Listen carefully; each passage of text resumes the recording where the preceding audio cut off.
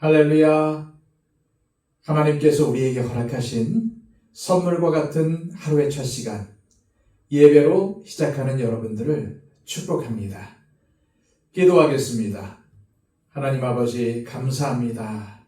우리에게 새로운 날을 주시고 또한 새롭게 다짐하며 살 수 있도록 우리의 삶을 인도하여 주심을 감사합니다.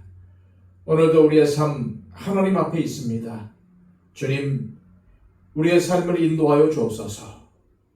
주장하여 주시옵소서.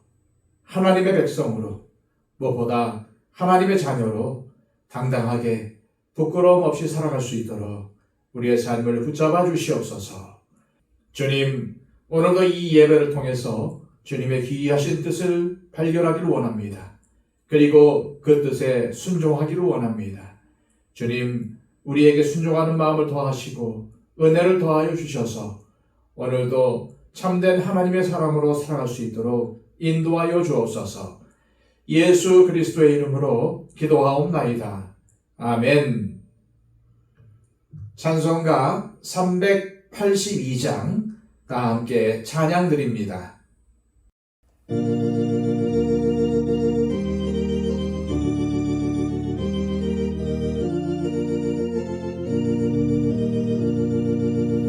너 근심 걱정 말아라. 주 너를 지키리. 주 날개 밑에 거하라. 주 너를 지키리. 주 너를 지키리. 아무 어디서나 주 너를 지키리. 늘 지켜주시리.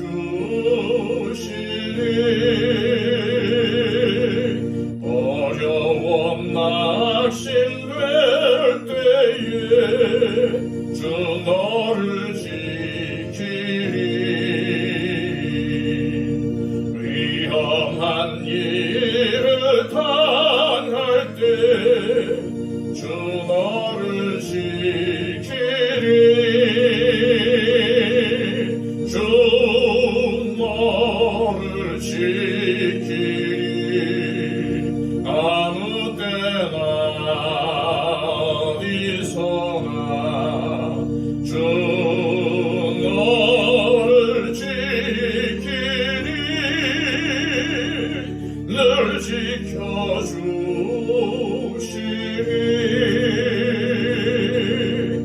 너 쓸 건 미리 아시고 주 너를 지키리.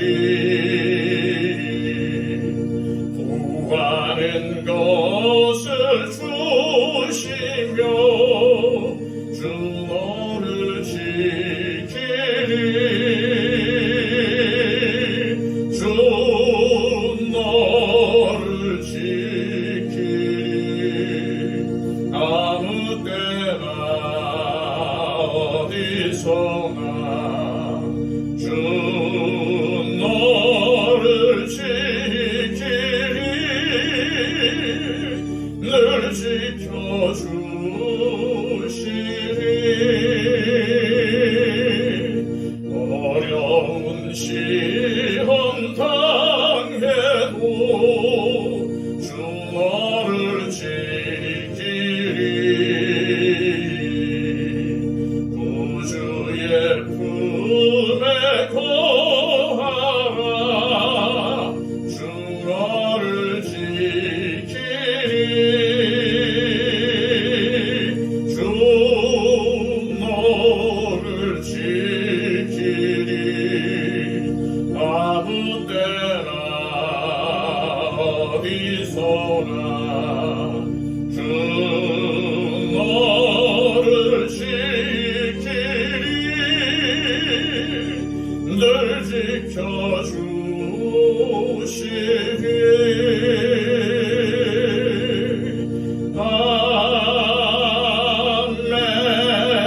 아멘.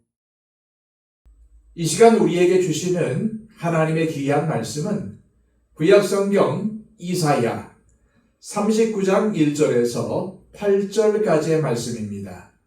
구약성경 1013쪽입니다. 그때에 발라단의 아들 바벨론 왕 브로닥 발라단이 히스기야가 병들었다가 나았다함을 듣고 히스기야에게 글과 예물을 보낸지라.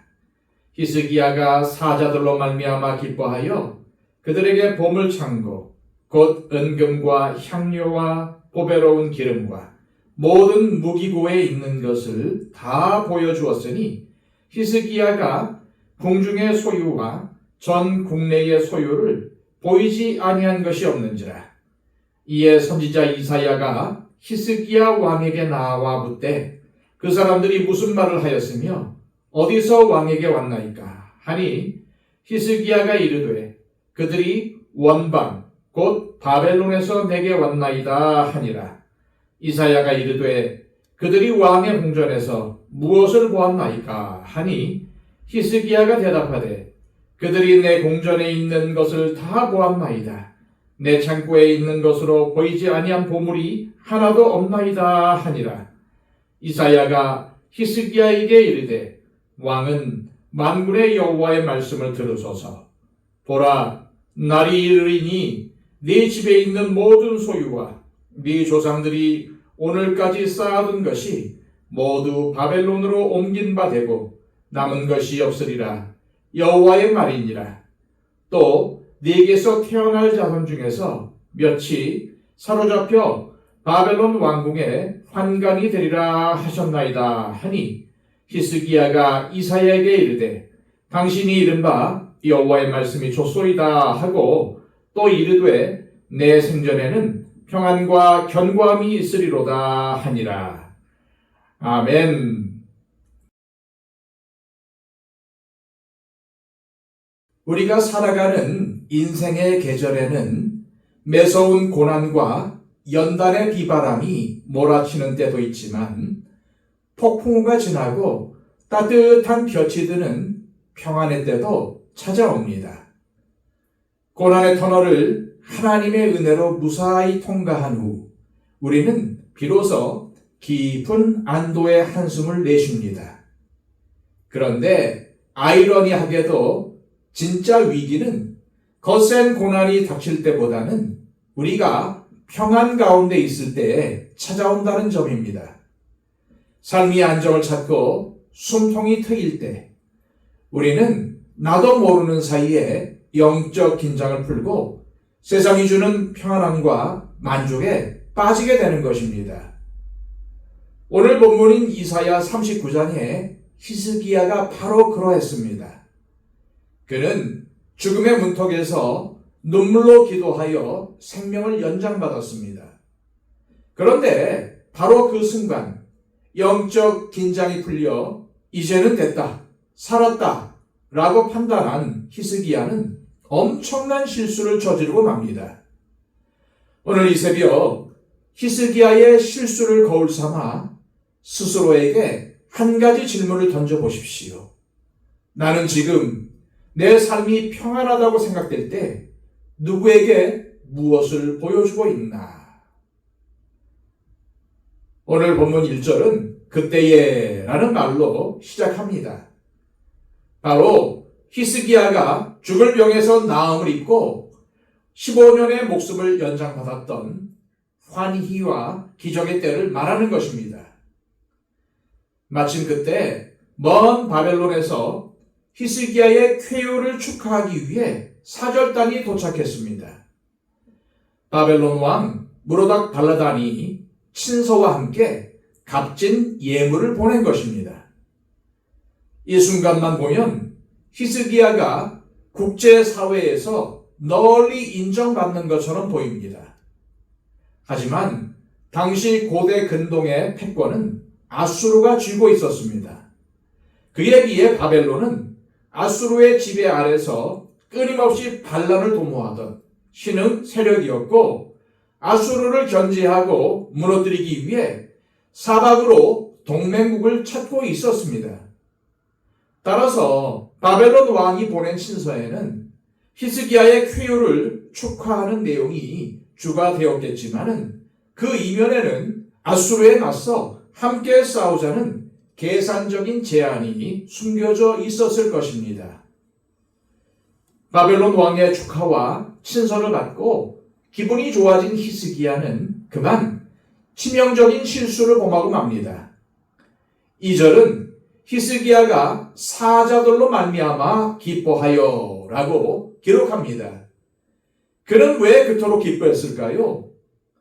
당시 바벨론은 군사력에서는 아수르에 밀렸지만 정치, 문화적으로는 매우 앞선 나라였습니다.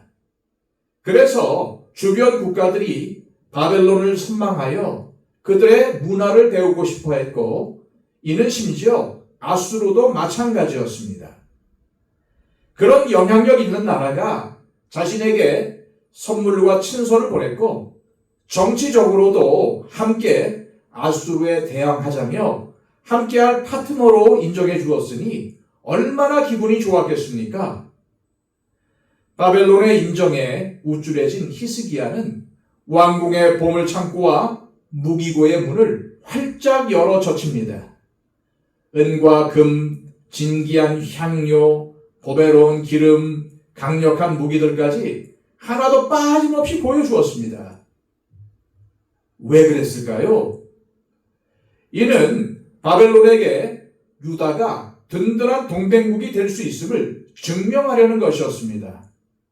하지만 안타깝게도 그 순간 히스기야의 생각 속엔 하나님은 없었습니다. 죽을 사람이었던 히스기야가 어떻게 살 수 있었습니까?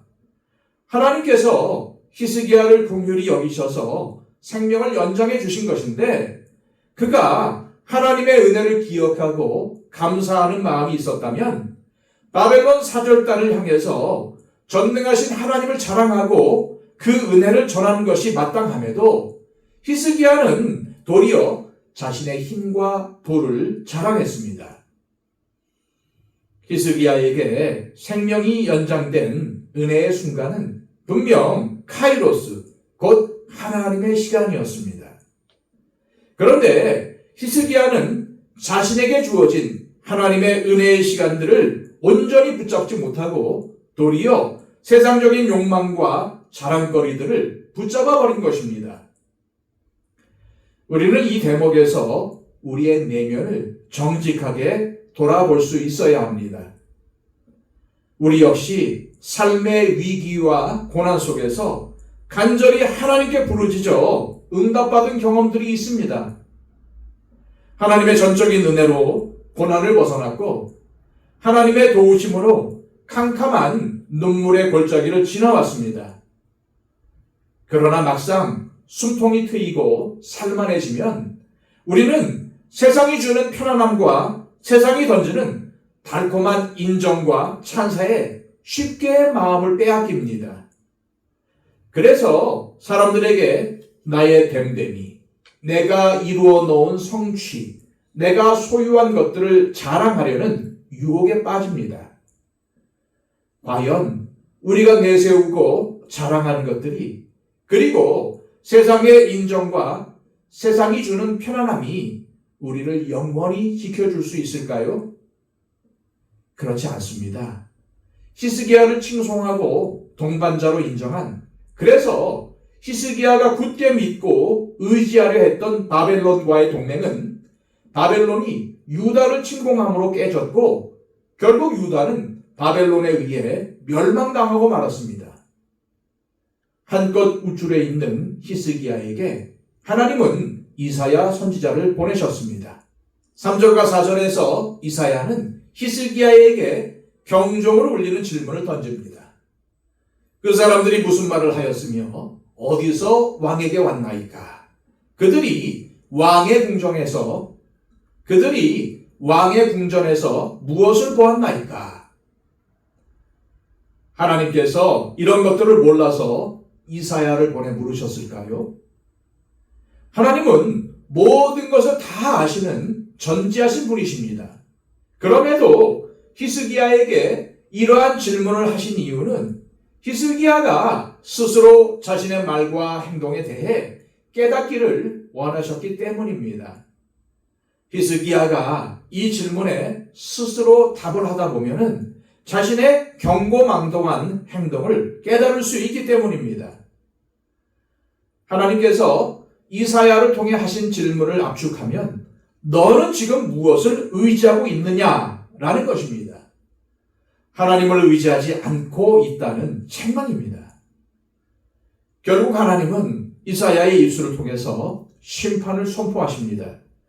히스기야가 자랑스럽게 내보였던 그 모든 보물들이 남김없이 바벨론으로 옮겨질 것이며 그의 후손 중 일부는 바벨론으로 끌려가 왕궁의 환관이 될 것이라는 무서운 예언이었습니다.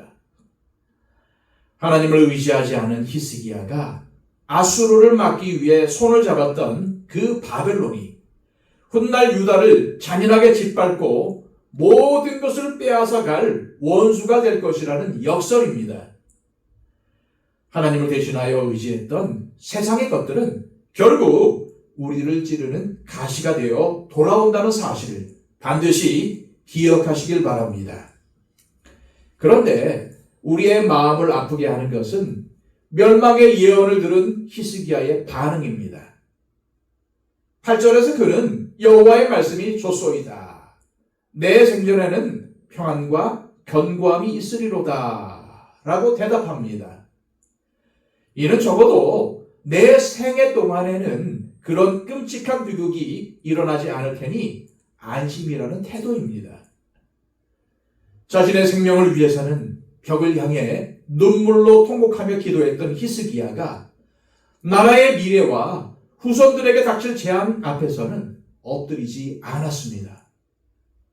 나와 내 시대만 무사하면 된다는 이러한 이기적인 태도야말로 그리스도인인 우리가 가장 경계해야 할 모습입니다.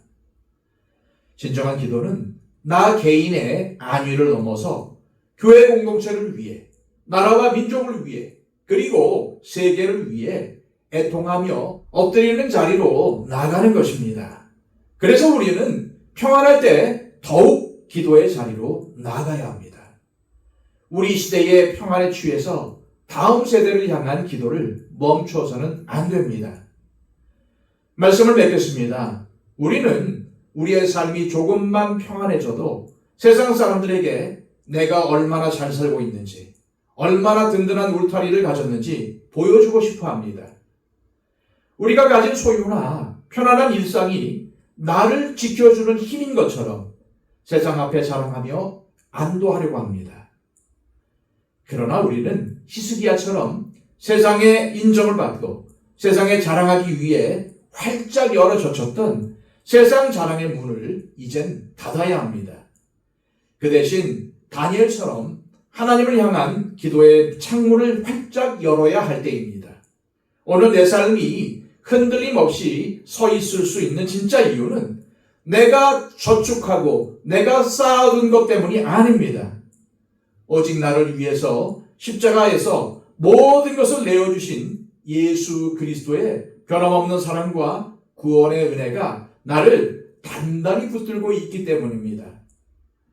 오늘 하루 일상을 살아가시면서 누구를 만났을 때 내 손에 쥔 세상 것들을 보여주는 삶이 아니라 내 안에 계신 예수 그리스도의 향기를 흘려내보내는 삶을 사시기를 소망합니다. 이 시간 하나님 삶의 평안 속에 숨겨진 나의 영적 나태함을 깨닫게 하시고 세상의 헛된 자랑 대신 오직 십자가의 은혜만을 자랑하게 하옵소서. 또한 나의 아니만이 아니라 다음 세대를 위해, 나라와 민족을 위해, 이 세계를 위해 기도의 눈물을 흘리며 오직 주님만을 끝까지 의지하는 복된 그리스도인이 되게 하옵소서. 기도하시기를 바랍니다. 115 기도를 통해서 우리 주변에 있는 분들을 위해 간절히 중보해 주시고 5분 더 기도의 자리에 머무심으로써 하나님의 함께하심의 은혜를 체험하는 이 시간이 되시기를 축복합니다. 기도하겠습니다.